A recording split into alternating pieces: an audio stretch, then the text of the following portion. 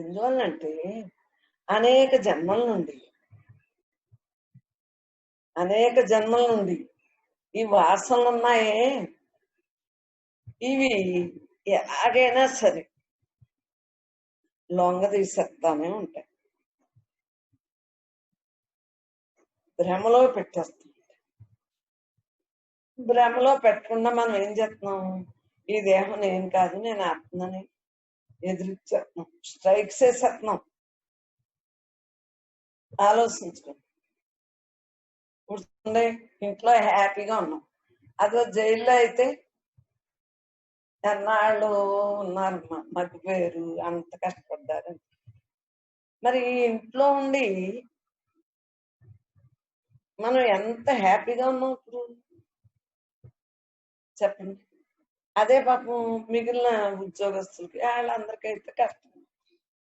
మాకంటే రోజు ఇంట్లో ఉండే వాళ్ళకి ఏమి లేదు, కరోనా లేదు, గుడ్. ఏ ఎందువలన ఏది అభ్యాసం అయితే బయటకు తిరగటం అలవాటు లేని వాడికి వివరాలు బజార్లు అయ్యి తిరగ ఎంత హ్యాపీగా ఉంది, ఎప్పుడులాగే ఉంది. మరి హ్యాపీ బజార్కి వెళ్ళి ఉద్యోగం పాపం బయటకు వెళ్ళి పిల్లలేమో స్కూల్కి వెళ్ళి వాళ్ళకి ఎందుకు లేదు అభ్యాసం. ఏది అభ్యాసం చెప్తే నాకు ఇంక ఇంట్లోనే రోజు అలవాటు కదా. కొద్దిసేపు సత్సంగం అయితే కొద్దిసేపు ఈ వంటలో భోజనాలు ఇవన్నీ ధ్యానం చేస్తాం. మళ్ళీ మళ్ళీ సాయంత్రం వచ్చేటప్పటికి మళ్ళీ అందరూ వచ్చేవారు, మళ్ళీ ధ్యానం చేస్తాం, టీ పెట్టేస్తాం.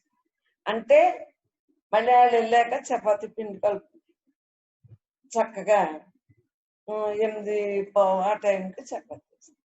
మరి నాకు ప్రతిరోజు ఇలా అలవాటుని నాకేమీ అనిపించట్లేదు. సత్సంగం లేరని కానీ సత్సంగం ఉందని కానీ ఎందుకు అనిపించట్లేదు? నా మైండ్ లో ఎవ్వరి గురించి లేదు, అవసరార్థం వాడుకోవటం అభ్యాసం. అభ్యాసం ఏ దేహాన్నైనా అవసరానికి వాడు. అదే మా బాబాయ్ స్వార్థపరురాలు, నాకు ఎప్పుడు స్వార్థం. ఎందువలన నా గురించి నేను చూసుకుంటానే కానీ, అంటే తనతో తానుగా ఉంటుమే కానీ మిగిలిన చేయను. మీరు ఆలోచించుకోండి.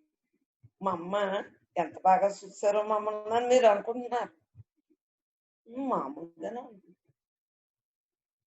ఆలోచించుకోండి. ఎందువలన నాలో జీర్ణించిపోయింది. మరి 8వ సంవత్సరం నుంచి అంటే జీర్ణించిపోయింది. ఏమని?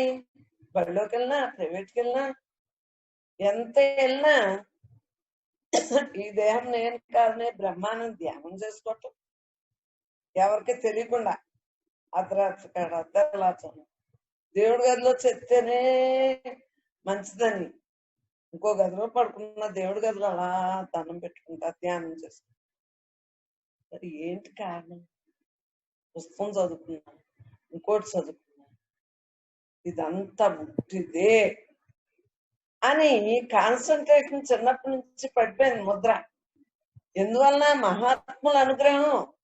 స్వామి శివానంద్ గారు మలయాళం నుంచి వచ్చారు. ఆయన పేరు మలయాళ స్వామి అన్నారు. అంటే వీరందరూ కూడా ఏకాగ్రతగా ధ్యానం చేయబట్టో మరి ఏంటో కానీ నాకు ధ్యానమే ఇష్టం. ధ్యానం అయితే పాపం ఉండదు, పుణ్యం ఉండదు, టైము వేస్ట్ అవ్వదు, శ్వాసలు చక్కగా ఉంటాయి, ఆరోగ్యం బాగుంటుంది, ఉన్నది నేనే తేటతెల్లంగా తెలియబడుతుంది మన అనుభవం ద్వారా. ఎన్నో రకాలుగా ధ్యానాభ్యాసం వల్లనే ఏ గ్రేడ్ ఫస్ట్ మార్క్ కొట్టేది. మీరు ఆలోచించుకోండి. కొంతసేపు అలా ధ్యాన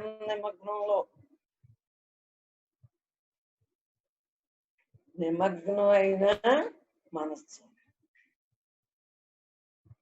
హాయిగా ఉంటుంది, ఏ భావంలో రా. ఇంద్రియ నిగ్రహం ఊరికే చదివేస్తే రాదు, వినెత్తే రాదు. వినటం చదవటం దేనికంటే ఈ అభ్యాసం కోసం, సాధన కోసమే కదా. ఇప్పుడు మనకి కరోనా ఎందుకు వచ్చింది? ఇన్నేళ్ళ నుంచి ఒక్కరోజు వదలకుండా చేసేసుకుంటున్నాము.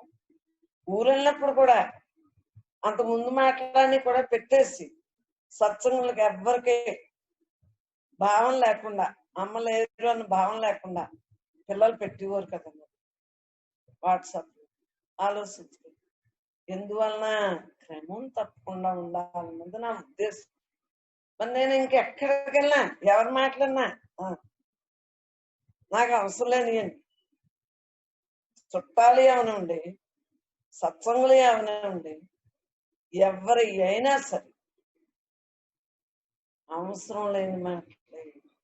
నా అవసరం ఏంటి? దేహాన్ని నడుపుకోవటం, పరమాత్మగా మిగలటం. దేహాన్ని నడుపుకోవటం, మరి ఆరోగ్యం బాగా ఉన్నప్పుడే కదా హాయిగా ఉంటుంది. ఇంద్రియాలన్నీ హాయిగా ఉండవా?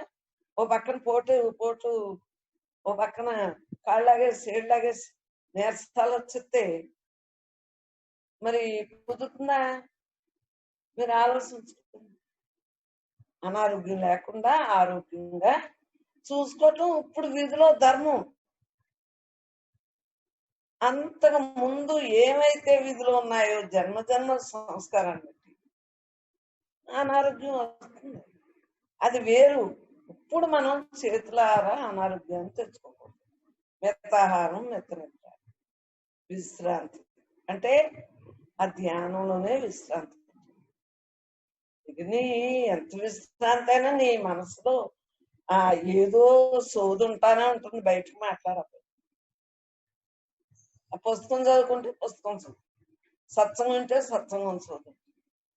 కానీ నీ టైంకి అది సాధనే. కానీ నీ యొక్క విలువలు పెంచుకోవటానికి, అంటే నీ యొక్క మనస్సు ఒడిదుడుకు లేకుండా జన్మరాహిత్యం చేసుకోవటానికి, మనోమౌనంగా ఉండటానికి తప్పదో ధ్యానం అని నా ఉద్దేశం. నిలబడదు. ఊరికే ఉంటున్నాం అంటున్నారు. ధ్యానం లేకుండా ఊరికే ఉండిపోతారు. ఊరికే ఎప్పటికప్పుడు ఏదోటి వచ్చి కొడతా ఉంటుంది. పాపం పుణ్యం రెండు కలిపే కదా తెచ్చుకున్నాం మానవ జన్మకని. మరి ఏదో ఒకటి వచ్చినప్పుడు అప్పుడు నిలబడాలంటే ధ్యానం లేకపోతే ఎలా నిలబడతారు? బాగున్నంతసేపు అంతా బాగుంటుంది. ఈ దేహ సంబంధికులో ఎవరో ఏదో ఉష్ అన్నాక అప్పుడు తెలుస్తుంది. అందు గురించే అందరూ వెళ్లకుండానే బాగా చేయండు ధ్యానం అంటారు. ఆడ మీదకి వెళ్ళిపోతున్నారా మనసు. నుంచున్నా ఇప్పటికి ఆయన ఇలా భోజనానికి వచ్చింది ఏంటి అన్నట్టు బోల్డ్ ఉంటాయంట. అవన్నీ లేకుండా ఇప్పుడు భర్త ఉండగా భార్య ధర్మం ఏంటి? చక్కగా డ్యూటీ చేసి తనతో తానుగా ఉండమంటున్నా. పిల్లలు చదువులప్పుడు పిల్లల్ని చదివించేసి ఆయన స్కూల్ పంపాక మళ్ళీ ధ్యానం చేస్తాం. మళ్ళీ ఆయన ఉండగా చదివించడం, హోంవర్క్ చేయించడం అన్ని మామూలే. ఏది మానక్కర్లేదు. అలా అని వాళ్ళతో మమేకం అవ్వలేదు. ఉన్నంతసేపు వాళ్ళతో పాటే హౌసే కాదు, బిజినెస్ కాదు, వైకుంఠపాళే కాదు, లుడోలే కాదు, బోర్డు కాదు, అన్నీ ఆడేవాళ్ళు. ఎందువలన వాళ్ళతో పాటు వాళ్ళు ఉండగా చేస్తూ నా లోపల నా పనులు ఉంది. నాకేమి రాదంటే వాళ్ళే కొంత జరపడం అయ్యి ఆలోచించాలని ఇప్పటికీ నేనేందో మనసు పెట్టం కాబట్టి ఏమి రానట్టు ఉంటాం. ఎందుకు వచ్చిన దగ్గర నుంచి పాత్రను వాడేస్తాం. మళ్ళీ అవసరం లేదు. గృహస్థగా నాకేం ఉద్యోగం లేదు, సత్సంగం. అందువల్ల నాకు ఎందుకు కావాలి అవన్నీ భావాలని? సాగబద్దు లెక్కట్టమంటే కూడా లెక్కట్టలేదు. ఎందువలన అన్ని మీదకి ఎందుకు వదిలేసాను? మీరు ఆలోచించండి. నాకెందుకు? చేసేవాళ్ళు ఉండగాని ఇద్దరం చేయక్కర్లేదు, ఒకరు చేస్తే చాలు. నా ధ్యానం నాకు నిలబట్టడానికి కారణం మాయతో కొన్ని ఉండటంతో ఈయన ద్వారా ఆ పనులు అవుతున్నాయి. నా పని నాకు జరుగుతుంది. ఇద్దరు జ్ఞానులైనా బాగానే ఉంటుంది, ఒకళ్ళ జ్ఞానైనా బాగానే ఉంటుంది, ఒకళ్ళ జ్ఞానైనా. ఇద్దరు మాయతో ఉన్నోళ్ళు ఇంకా అధోగతి పాలు. ఆలోచించు, ఇద్దరు ఖర్చు పెట్టేస్తే ఏముంటుంది, జీవితం వ్యర్థం అయిపోతుంది. ఇద్దరు కలిపి షికారులకు వెళ్ళిపోయి అస్తమానం అక్కడికి ఇక్కడికి తిరిగేసారు, వాళ్ళ సంసారం పోయిందా, వాళ్ళ జీవితం పోయింది. ఎందువలన టైం అంతా వృధా చేస్తుంది. అదే ఒక జ్ఞానే అజ్ఞానం ఉండేటట్టుకి ఏమవుతుంది, నా జ్ఞానం నా లోపల ఇమిడే ఉంది, దాంతో నేను మమేకం అవుతున్నాను, ఈయన పైపైన చేసి. అదే ఇద్దరు జ్ఞానులు అనుకోండి, ఇద్దరు ధ్యానం చేసుకోవచ్చు చక్కగా, ఇద్దరు ఒకే లైన్ గా చేసుకోవచ్చు. అలా భావాలు ఎటువంటి పరిస్థితుల్లో విధిలో తెచ్చుకున్నా గృహస్థుగా వచ్చినప్పుడు అంగీకరించవలసింది. నాకు లోపల అంగీకరించబుద్దేశింది కాదు, అయినా చచ్చినట్టు అంగీకరించాను. ఎందువలన విధిలో ఉన్న తప్పదు కాక.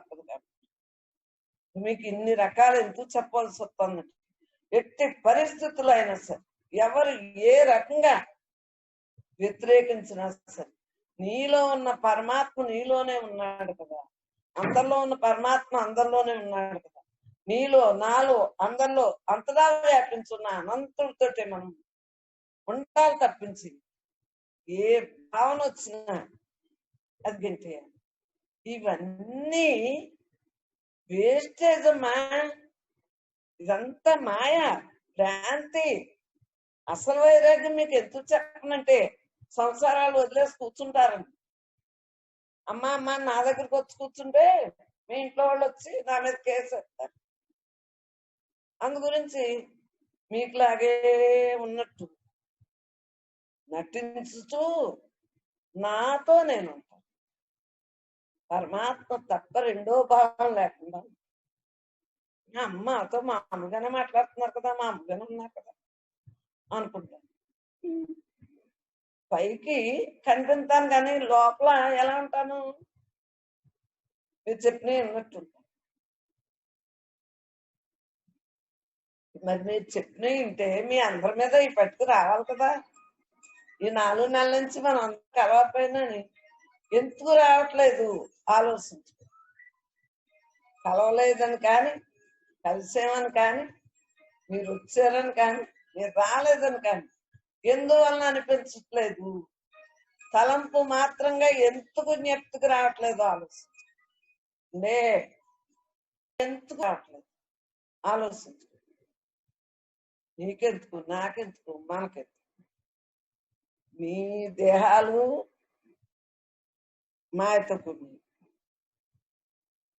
మీలో ఉన్న బ్రహ్మం సత్యం పరమాత్మ. మరి మీలో ఉన్న బ్రహ్మంతో మాట్లాడితే ఏదైనా మాట్లాడుతుందా, అది మాట్లాడదు. నిరాకారం, ఎండకండ వాన తడదు. ఈ అనంతత్వే మీలో ఉంది, నాలో ఉంది, అందరిలో ఉంది, అంతటా ఉంది. మరి ఏంటి ఆలోచించు. మరి దాని ప్రమేయం ఏంటి, దాని ద్వారానే ఇంద్రియాలు పనిచేస్తున్నాయి. రైట్, హెడ్ గారైనా దానికి పాపం ఎలా ఉంటుంది ఇష్టం, అది ఎలా ఉందో నిరాకారంగా అలా ఉంటే. మరి నిరాకారంగా ఉండాలి అంటే సాకారంగానేమో దేహం వచ్చింది బయటికి, ఇవన్నీ ఈ గుడ్డంతో ఈ గుడ్డ అంతే కదా. ఆలోచించుకోండి, ఇది నశించి గుడ్డ, ఈ తోలుకి ఇది కప్పం. దీనికి ఎన్ని రంగులు వేస్తున్నా దీనికి కనెక్షన్ ఉందా, లేదు. మరి నీలో ఉన్న తత్వంతో నువ్వు ఉండటం వలన నిరాకారం నిరంజన స్వరూపం తాను తప్ప వేరుగా లేదు అన్న భావన కోసమే ఈ సాధనలన్నీ. సాధనమున పనులు సమకూరు ధరలో ఉన్న విశ్వతాభిరామి. అప్పుడు మేము వేమన శతకం, కృష్ణ శతకం, మరి ఎన్నో దాశరథి శతకం, ఎన్నో శతకాలు చదువుతున్నాం. మరి ఏంటి వాటిలో ఉన్న నీతి నాకు అప్పటి నుంచి వాటిలో అర్థం తెలుసు కాబట్టి మహానుభావులు రాసినవన్నీ కూడా చక్కగా ఆనందంగానే ఉంది. తత్వ విచారణకు నాకు కుదిరింది. అలా దేని చూసినా తత్వ విచారణ కుదిరింది కాబట్టి నాతో నేను ఉండగలిగాను. మీకు చిన్నప్పటి నుంచి లేదు కాబట్టి మీకు ఆ తత్వ విచారణ తెలియలేదు. బాహ్య తత్వ విచారణ తెలిసింది. ఇవాళ మీకు జ్ఞానం వచ్చామంటే ఊరికే వచ్చేస్తుందా? అలా అని రాదు అంటానికి మనం ఎవరు? వస్తుంది. మన సాధన అంతా పరమాత్మగా ఉన్నప్పుడు రాక ఏం చేస్తుంది? ఇప్పుడు ఎక్కడికి కదలలేదు, ఇంట్లో ఉన్నారు, ఏం చెప్తారు? అలాగా నీ యొక్క యజమాని లోపల ఉన్నాడు. ఆ యజమాని చెప్పినట్టే ఇంద్రియాలన్నీ పనిచేస్తాయి. ఆడిపోని నిరాకారుడు. ఆ నిరాకారుడికి ఏమన్నా కావాలా? చూస్తాడా, పెడతాడా, చేస్తాడా, తింటాడా? కర్తృత్వ భోక్తృత్వాలు ఏమైనా ఉంటాయా? మరి ఏమి ఉండవు కదా. అనంతుడు సద్గురువు. ఆ సద్గురువు ఈ అనంతుడు, ఈ అనంతుడు, అందరిలో ఉన్న అనంతుడిని మనం అర్థం చేస్తున్నాం చక్కగా. అలా చూసినప్పుడు ఏ మనిషిని చూసినా భ్రమ కలగదు. లేకపోతే భ్రమతోటే చూస్తాం, మాయతోటే. వాళ్ళు మనకు పనికొస్తారా? పనికొస్తే ఆ మినిస్టర్లు అవి పనికొస్తారనే కదా వీళ్ళందరూ వెళ్తారు. మనం రోడ్డు వేయించుకోవచ్చు, అవి చేయించుకోవచ్చు పనులు. మగవాళ్ళు వెళ్తారు కదా. అలాగే వాళ్ళకి లంచాలు ఇచ్చుకుని, వాళ్ళకి గుర్తులు పట్టుకుని, బొక్కేలు ఉంటాయి, బొక్కేలు అవి పట్టుకుని ఎందుకు వెళ్ళిపోతారు జనవరి 1కి? మరి ఇవన్నీ ఎందుకు వెళ్తున్నారు ఆలోచించు. అంటే పని కోసం వెళ్తారు. ప్రేమ వాళ్ళు మారాక ఇంకొకళ్ళు వస్తారు. అలాగే బ్రహ్మ విష్ణు మహేశ్వరుల పనులు అవుతానే ఉంటాయి. వాళ్ళని మనం తలంపులో పెట్టుకున్నంతసేపు క్రమముక్తే. వీళ్ళు ఎలా మారిపోతారు? మన మినిస్టర్లు, ప్రధానమంత్రులు వీళ్ళందరూనే ఆ ఎక్కినప్పుడే కదా హోదా. అలాంటిదే ఇవన్నీ నాటకం, బోటకం, తాటకం. ఈ యొక్క దేహం ఉన్నంత కాలం మనం మన కాలాన్ని వృధా చేయకుండా, మన ఆయువుని వృధా చేయకుండా ఉన్నంత కాలం కూడా సద్వినియోగపరుచుకున్నట్టు ప్రతి శ్వాస కూడా హాయిగా సద్వినియోగం చేసుకుంటున్నాం. ఎందువలన ఆలోచించు. ఉన్నది నేనే, ఉన్నదే నేనే, నేను తప్ప రెండోది లేదు. నాకేంటి? ఎవరు ఎలా ఉంటే నాకేంటి? అస్తమానం అందరి గొడవలో నాకేంటి? అందరి గొడవలో నేను తలంపులో పెట్టుకుంటే నా టైం వేస్ట్ కదా. నా ఆయువు మీరు ఇస్తారా? మీ ఆయువు నేను పుచ్చుకుంటాను. ఇది ఇచ్చి పుచ్చుకునేది కాదు ఆయువు. పరమాత్మ ఎందు మనం ధ్యాస పెట్టినప్పుడు అందరినీ పరమాత్మ స్వరూపులుగా చూడగలుగుతాం.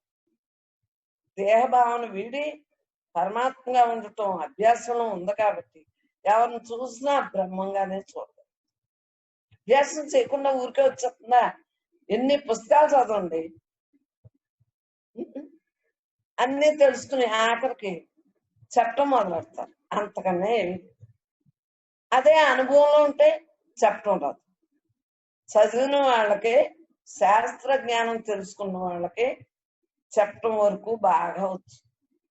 మరి అస్తమానం దాని మీద మమేకం అవుతారు కాబట్టి, ధ్యానాభ్యాసం లేదు కాబట్టి వాళ్ళ దగ్గర వినసొంపుగా వినగలరు, అంత బాగా చెప్తారు. ఈ అనుభవం ఉన్న వాళ్ళ దగ్గర చెప్పడం ఉండదు కాబట్టి అనుభవం ఎన్నాళ్ళైనా చెప్పగలుగుతారు. ఆలోచించు. ఎన్నాళ్ళని కాదు, శాస్త్రం ఎన్నాళ్ళు, పుస్తకం అంతా ఎన్నాళ్ళు చెప్పేసాక మళ్ళీ వాళ్ళకి చెప్పేది ఏమి ఉండదు. చెప్పడానికి ఇంకేం తెలుసు వాళ్ళకి అనుభవం లేనప్పుడు.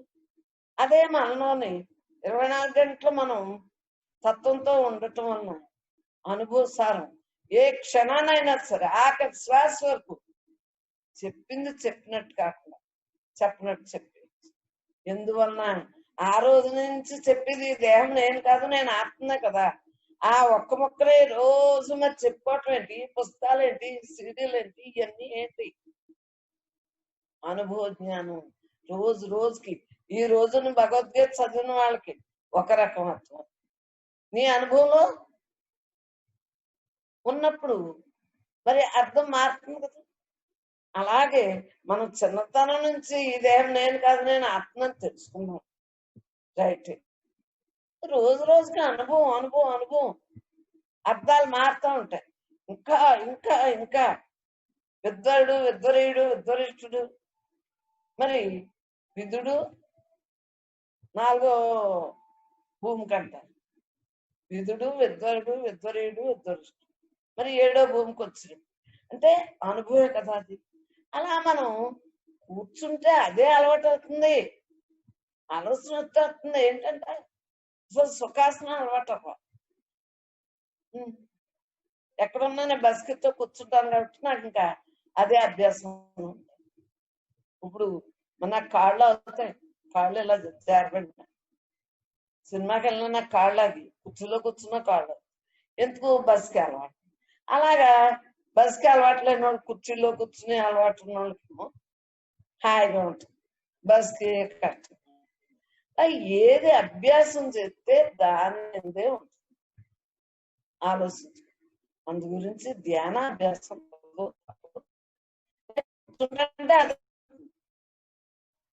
పిల్లలు కానీ కూర్చుంటాం, మళ్ళీ పిల్లలు వచ్చాక మామూలుగా ఉంటుంది, మళ్ళీ ఈయన ఇలా ఎలాగానే కూర్చుంటాం, మళ్ళీ మామూలుగా ఉంటాం. రేం పగల్లో కూడా వ్యత్యాసం లేదు. ఏ లోపల పరమాత్మ రాత్రి పగల అంటున్నాడా? ఆడెప్పుడు ఒక్కలా లేడా? నిరాకారంగా. అందుగురించి రాత్రి పగలని వ్యత్యాసం ఎందుకు? జీవలక్షణాలు. ఇది రాత్రి, ఇది పగలు, ఇది తెల్లారుజామున, ఇది అర్ధరాత్రి గడి, ఇది మధ్యాహ్నం, ఈ టైంకే తినాలి, ఈ టైంకే పడుకోవాలి. అది జీవలక్షణాలతో కూడి ఉన్నవాడు. పరమాత్మ లక్షణాలతో ఉన్న వారికి ఎప్పుడు ఏ టైం అయినా ముహూర్తం హాయిగా ఉంటాం.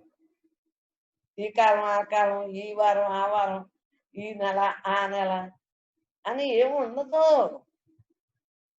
ఉన్నది నేనే అన్నాక ఇంకేముంటుందరా? తప్పదో తప్పదో తప్పదు. చక్కగా ఇన్ని సంవత్సరాల నుంచి సత్సంగానికి వచ్చారు కాబట్టి ఈ కరోనా పేరు చెప్పి హాయిగా ధ్యానం చేసుకుంటా ఉంటాయి. ధ్యానం ఇష్టాలు ఆ తర్వాత కలుపుతాం. 2 నెలలకే కలవచ్చు, 3 నెలలకే కలవచ్చు, 4 నెలలకే కలవచ్చు. ఏమవుతుందరా? కలుపుతాం. కలవకుండా ఉంటామా? ఈ కరోనా రోజు కూర్చుంటుందా? వచ్చింది ఏదైనా నశించవచ్చు. ఆలోచించుకో.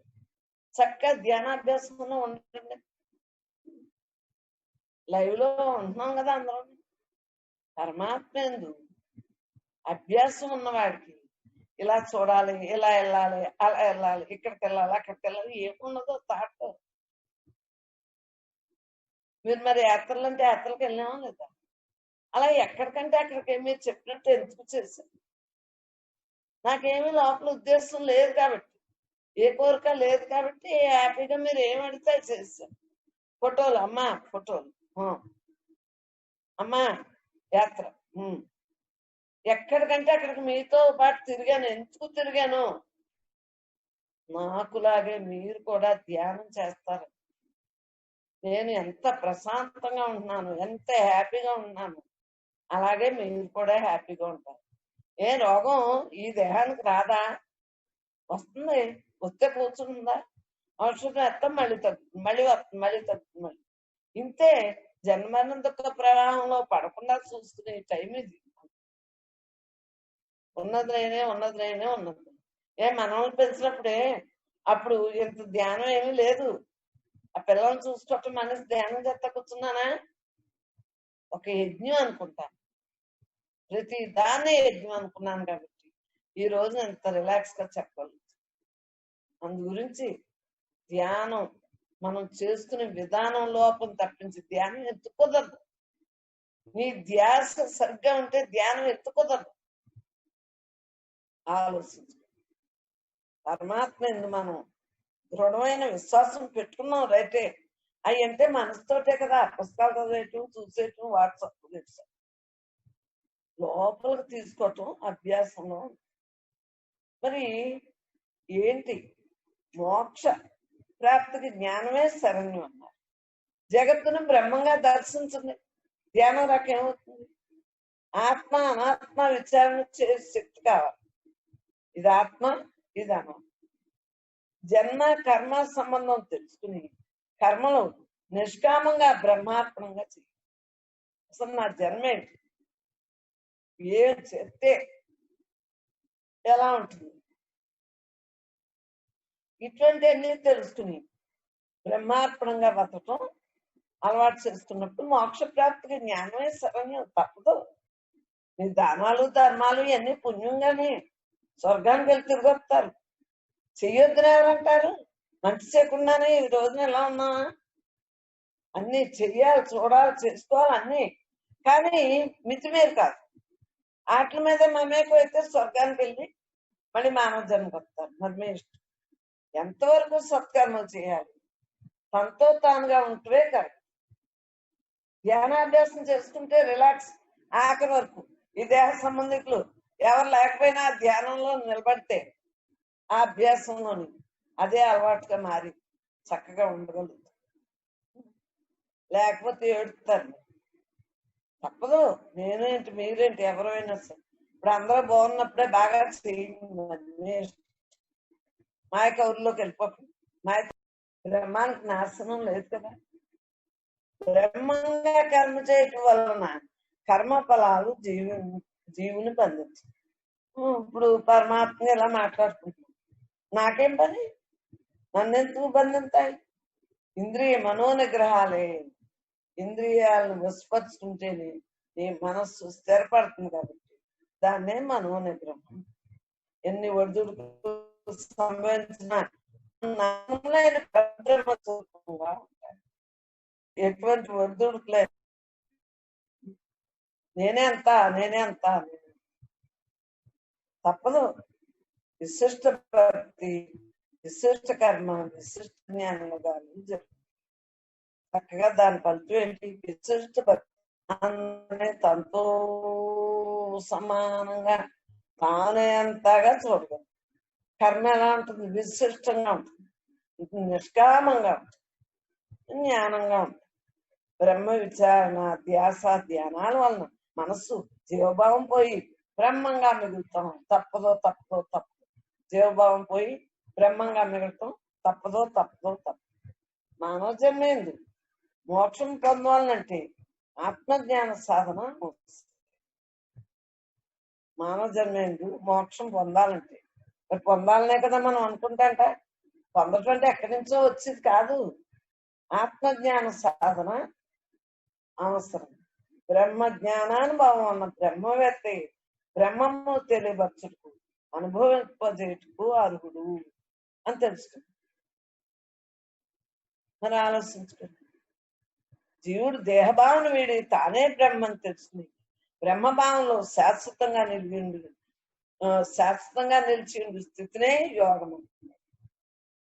కర్మ భక్తి యోగము మోక్షములకు పరోక్ష సాధన, జ్ఞానయోగం ప్రత్యక్ష సాధన.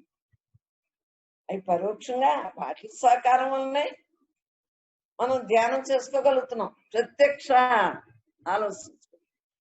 ఉన్నది నేనే అలా హాయిగా రిలాక్స్. ప్రత్యక్ష సాధన హాయిగా ప్రతి సెకను కళ్ళు తెరిచి కళ్ళు మూసి, కళ్ళు తెరిచి కళ్ళు మూసి.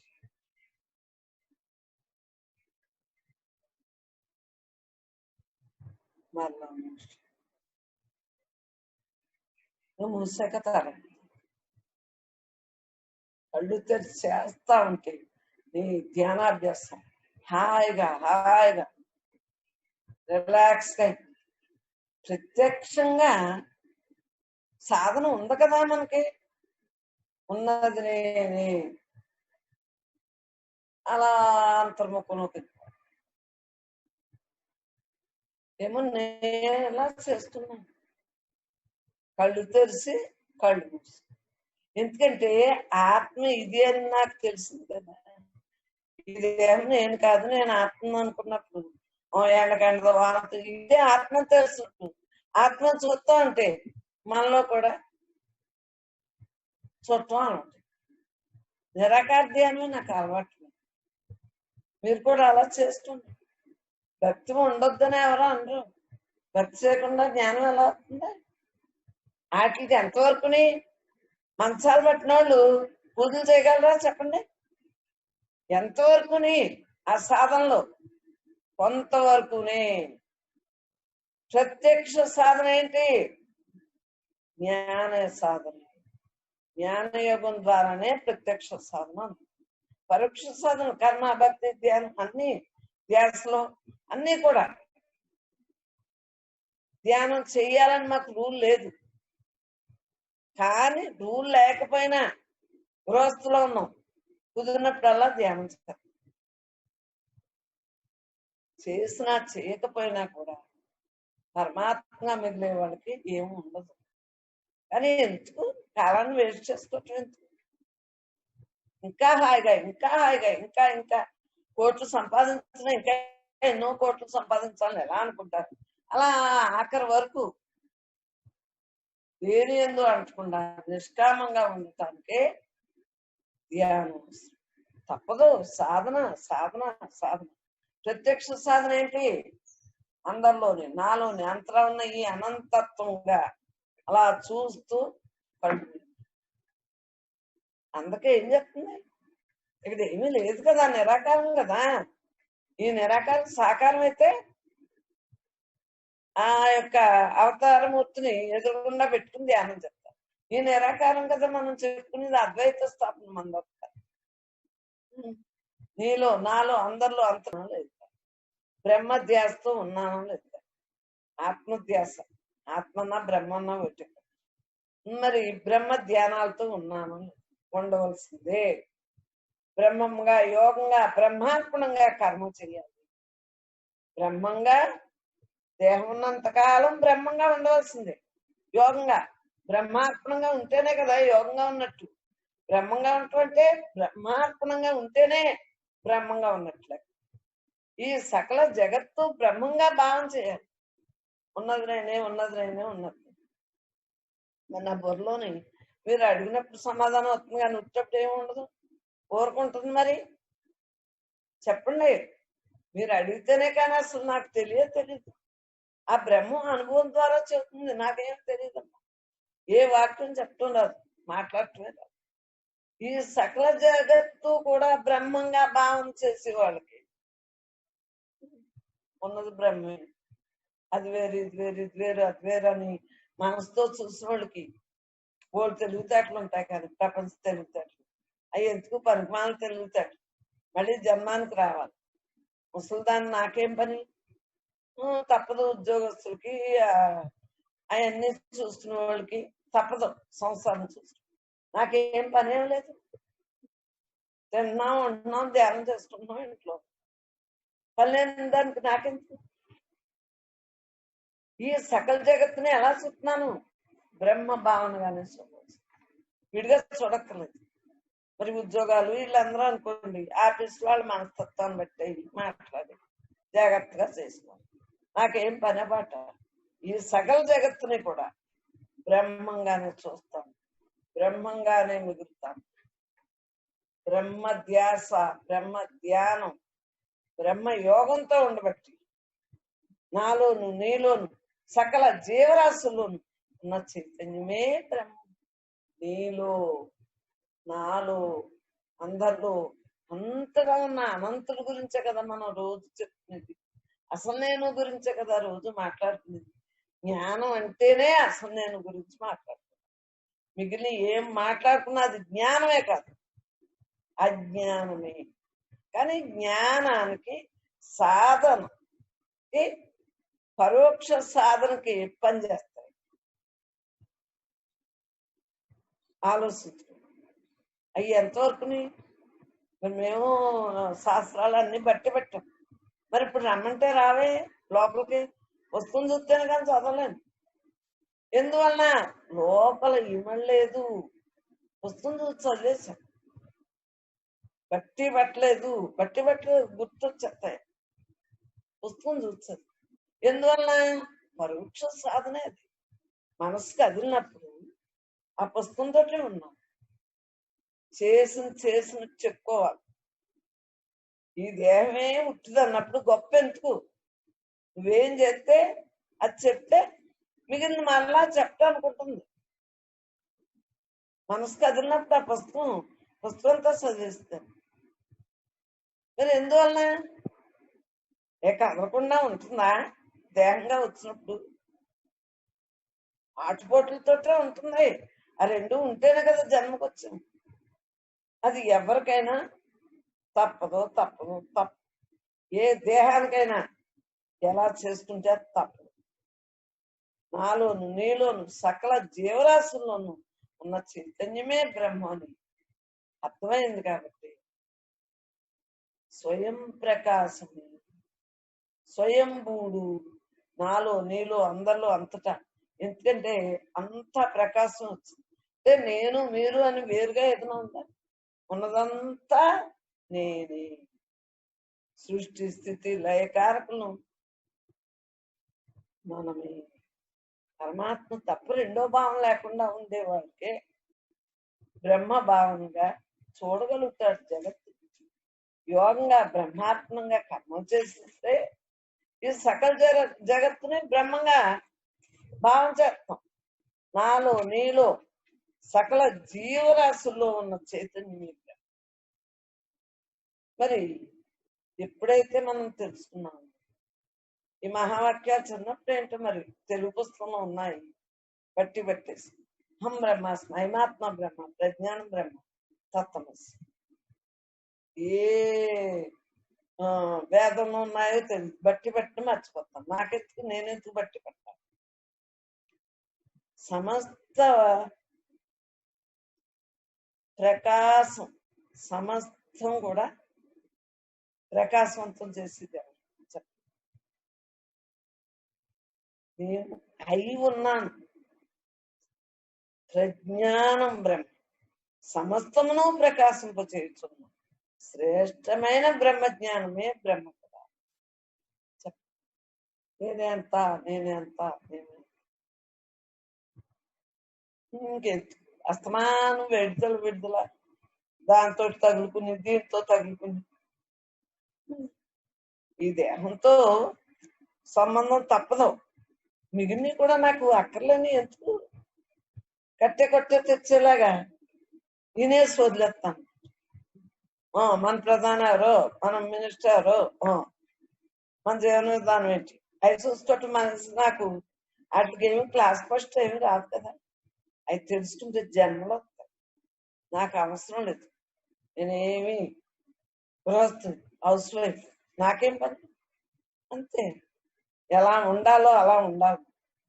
మిగిలిన వాళ్ళకి తప్పదు, సంఘజీవులకు తప్పదు. నాకేంటి, నేనేమి సంఘంలో ఏమి కలిసిపోయి తిరిగేస్తా, వాళ్ళతో సోదులు చెప్పను కాబట్టి నాకు అవసరం లేదు. తెలుసుకోవాల్సిన అవసరం లేదు. ఏదో ముక్కుని బట్టి పెట్టినట్టు 4 ముక్కలు వినేసి వదిలేస్తాం. ఎందువలన అవసరం లేని దానికి కల్పించుకుని కల్పనలో మునిగితే గోవిందా ఆలోచించు, జన్మలు తప్పదు. ప్రజ్ఞానం బ్రహ్మ, సమస్తమును ప్రకాశింపచేయుచున్నా శ్రేష్టమైన జ్ఞానమే బ్రహ్మ పదార్థం. నాలో నీలో అందరిలో అంతటా ఏది చూసినా తానేగా ప్రకాశం పడుతుందా లేదు? నేనే అప్పుడు బట్టి పెట్టిన 4 ముక్కలే నాకు తెలుసు. హం బ్రహ్మాస్మి, నేనే బ్రహ్మ పదార్థాన్ని. నేనే అయి ఉన్నాను.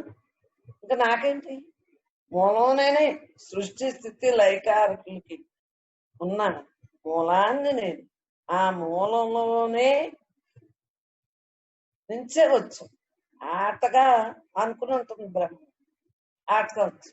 ఈ ఆట కూడా మరి బ్రహ్మాందే కదా. ఈ సృష్టి అంతా బ్రహ్మాందే కదా. నువ్వు నేను సృష్టించావా ఇవన్నీ? ఈ 14 లోకాలు, పంచభూతాలు ఇవన్నీ మనం సృష్టించాము.